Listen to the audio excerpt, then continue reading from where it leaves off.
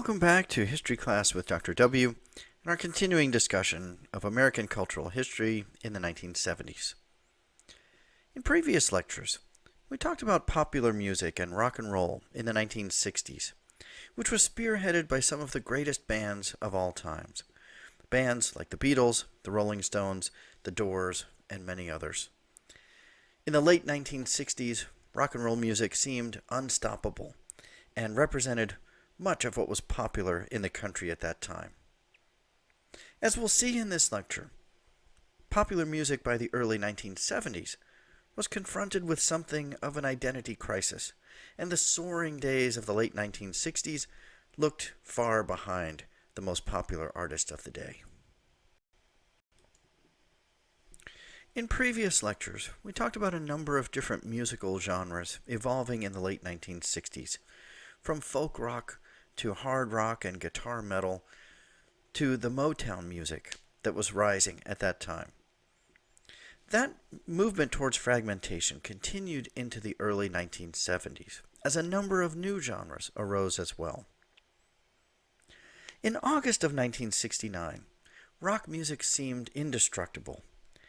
Over 300,000 young people attended Woodstock, indicating that the ideas espoused by most of the artists, such as anti-war, mind-altering drugs, free love, and so on, had a wide audience. Instead, by only 3 months later, the movement was virtually destroyed by the disaster at the Altamont Rock Festival. At the Rolling Stones' free concert outside of San Francisco, hundreds of fans overdosed on drugs, and the Hells Angels, supposedly overlooking security at the event, stabbed one 18-year-old to death. By the end of 1969, the whole feel of the 1960s had changed. In early 1970, Richard Nixon authorized the invasion of Cambodia, and in April, 4 students were killed by the National Guard at Kent State University. Events in the music world seemed to confirm that things were unraveling. The Beatles released their last album in 1970, Let It Be. The song itself seemed to indicate a surrender to change. Mother Mary comes to me speaking words of wisdom. Let it be, let it be. As one writer put it, we'd better figure out what there is for us now that we can't be Beatles fans any longer. Over the next few months, fans of Janis Joplin, Jimi Hendrix, and the Doors' Jim Morrison had to ask the same question, as all of them were killed by drug overdoses in the early 70s. In 1972, Don McLean's pop hit American Pie offered up a sort of epitaph for the rock and roll era. While the song directly referred to the date of February 3, 1959, when Buddy Holly, Ritchie Valens, and the Big Bopper all died in a plane crash, the song seemed to refer to the end of an era. As one fan noted, it evoked intense feelings of collective loss, of ruined innocence and diminished potency that gripped the nation in the Nixon years. Rock music continued to fracture in the early 1970s. On the one hand, there was a move towards songs that were mellow, introspective, and almost clinically depressed, in the words of one critic.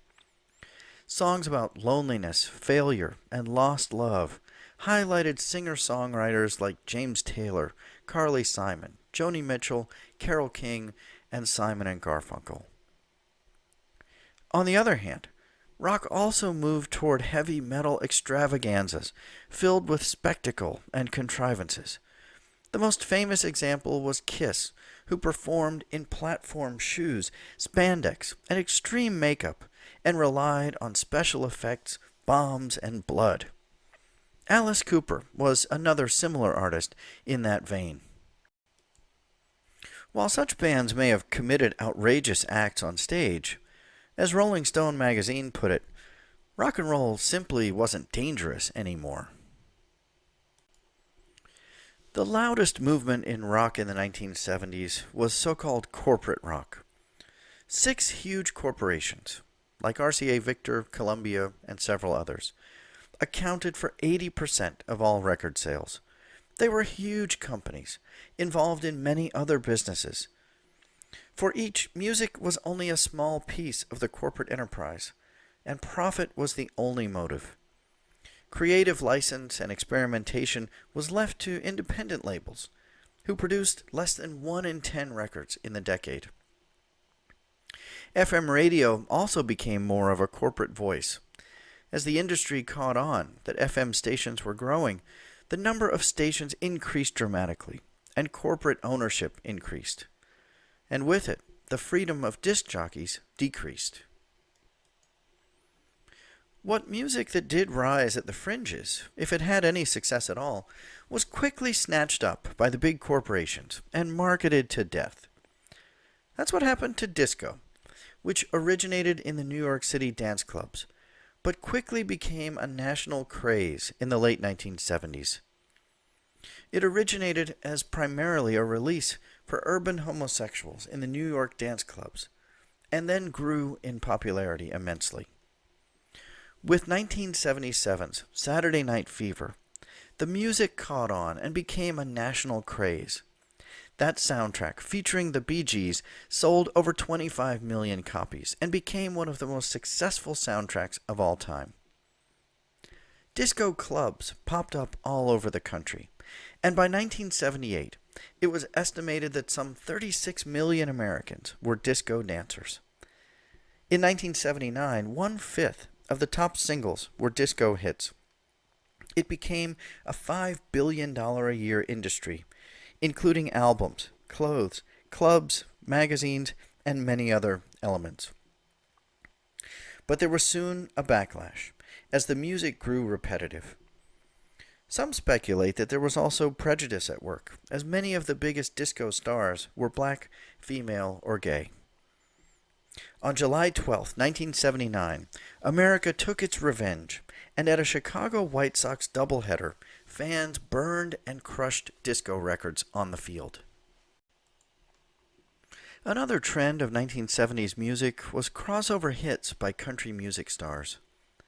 Dolly Parton, a product of the Tennessee Hill Country, started recording at age 11.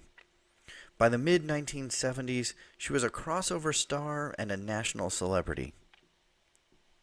Some traditional country music fans balked when Olivia Newton-John won the 1974 Country Music Association Female Singer of the Year Award.